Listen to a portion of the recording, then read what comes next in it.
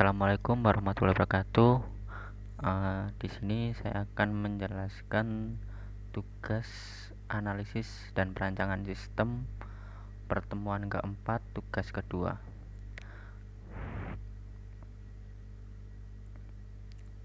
Perkenalkan, nama saya Muhammad Ridho Arif Rahman, NPM saya 06 2018 106929, kelas V. Di sini saya membuat judul bernama Sistem Order Restoran, dan tugasnya adalah membuat DFD atau Data Flow Diagram. Pengertiannya dari Data Flow Diagram adalah Data Flow Diagram atau sering disingkat DFD adalah perangkat-perangkat analisis dan perancangan yang terstruktur sehingga memungkinkan penganalisis sistem memahami sistem dan subsistem secara visual sebagai suatu rangkaian aliran data yang sering berkaitan. Untuk tujuannya memberikan indikasi mengenai bagaimana data ditransformasi pada saat data bergerak melalui sistem, menggambarkan fungsi-fungsi atau subfungsi yang mentransformasi aliran data. Untuk fungsinya sendiri, sebagai alat untuk menggambarkan sistem sebagai suatu jaringan proses fungsional yang dihubungkan satu sama yang lain dengan alur data, baik secara manual maupun komputerisasi. Terus digunakan sebagai alat pembuatan model yang memberikan penekanan hanya pada fungsi sistem. Kemudian DFD merupakan alat perancangan sistem yang berorientasi pada alur data.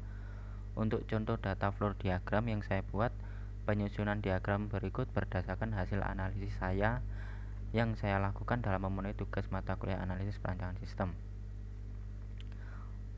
Untuk gambarnya adalah ini. Ada data menu, pelanggan, waiters, sistem order food, sistem proses dapur, dan sistem pembayaran.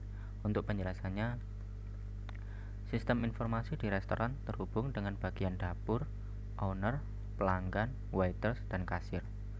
Waiters menyerahkan tabel yang berisi daftar menu yang tersedia kepada pelanggan, lalu pelanggan memilih menu yang akan dipesan, dan waiters bertugas menginput pesanan ke dalam sistem order food. Sistem order food secara otomatis menampilkan data pesanan oleh pelanggan ke bagian dapur, kasir. Bagian dapur akan memproses pesanan tersebut dan melakukan checklist pesanan yang sudah selesai diproses ke sistem proses dapur. Sistem proses dapur lalu mengirimkan informasi ke bagian kasir dengan lewat sistem pembayaran. Bagian kasir lalu akan melakukan cek terhadap data transaksi sebelum mencetak bil. Untuk penjelasan dari order makanan dan proses dapur, perangkat berupa tablet menginformasikan data makanan tersedia ke pelanggan, lalu pelanggan melakukan order dan waiters melakukan konfirmasi kepada pelanggan apakah sudah sesuai dengan yang telah dipesan oleh pelanggan.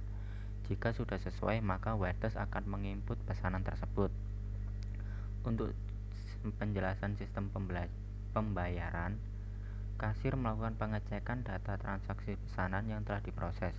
Selanjutnya, kasir melakukan proses transaksi berupa bil yang diserahkan kepada pelanggan. Lalu bagian kasir membuat laporan transaksi yang dapat dicek secara berkala oleh owner. Untuk referensinya ada di bagian bawah. Terima kasih. Waalaikumsalam warahmatullahi wabarakatuh.